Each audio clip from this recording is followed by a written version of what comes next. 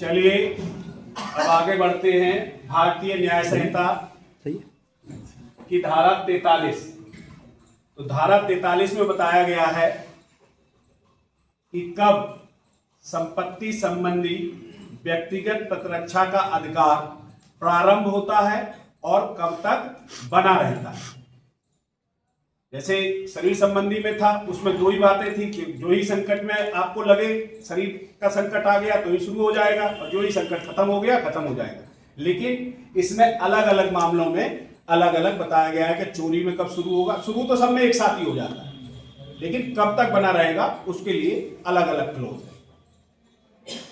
तो पहला है संपत्ति की प्राइवेट प्रतिरक्षा के अधिकार का प्रारंभ होना और बना रहना।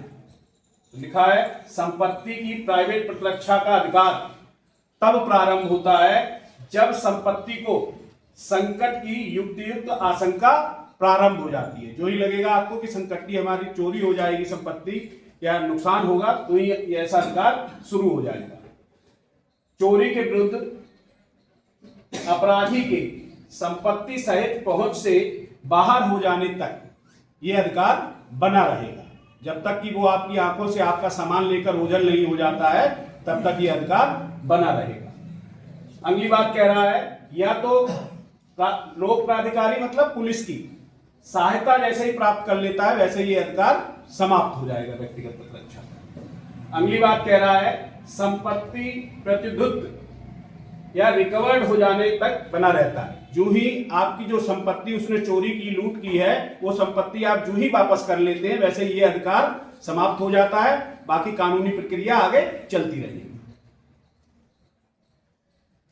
आगे आता है लूट के विरुद्ध तब तक बना रहता है जब तक अपराधी किसी व्यक्ति को मृत्यु या चोट पहुंचाने के भय में डालता रहे या सदोष अवरोध कारित करता रहे या कारित करने का ऐसा प्रयास करे, तो भी यह अधिकार तब तक बना रहेगा जब तक तत्काल मृत्यु का मतलब तुरंत मार देना, या तत्काल चोट पहुंचाना, या तत्काल व्यक्तिगत रूप से अवरोध का भय बना रहता है, तब तक यह अधिकार बना रहेगा।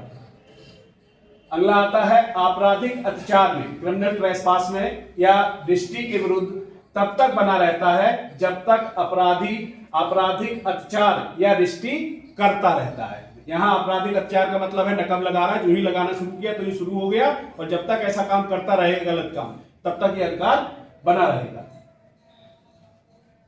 गृह वेदन के आरंभ हुआ गृह अत्याचार होता रहता है। इसके में जो एक चीज छूटी है वो मैं आपको बता दूं। मान लीजिएगा हाउस ब्रेकिंग करके उसने सामान अगर आपका चुरा लिया, और उस सामान को जब तक कि लेके वो आपकी पहुंच से बाहर नहीं हो जाता है, तब तक भी ये अधिकार बना रहता है। जैसे अभी मैंने उदाहरण दिया, मान लो ये मेरा घर है, यहां से उसने नकब लगा के सामान चुराया और लेकर के जो ही जा रहा है मुझे दिखाई दे गया, और मैं अगर कुछ फेंक के मार सकता हूं तो तब तक बना रहेगा जब तक कि आंखों से ओझल ना हो।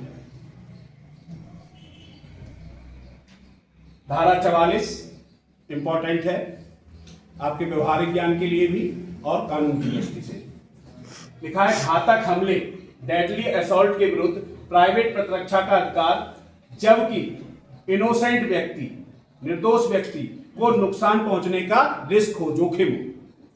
तो जिस हमले से मृत्यु की आशंका युक्तियुक्त रूप से कारित होती है, उसके विरुद्ध प्राइवेट प्रतिरक्षा के अधिकार का प्रयोग करने में यदि जो आदमी फंसा है, ऐसी स्थिति में है, प्रतिरक्षक ऐसी स्थिति में हो कि निर्दोष व्यक्ति को नुकसान का रिस्क लिए बिना वह उस अधिकार का प्रयोग नहीं कर पा रहा है, तो उसके प्राइवेट प्रतिरक्षा के अधिकार का विस्तार वहां तक पहुंचता है कि वह किसी निर्दोष व्यक्ति या इनोसेंट व्यक्ति को भी नुकसान पहुंचने का जोखिम या रिस्क उठा सकता है। इतनी बात समझ में आई? ओके।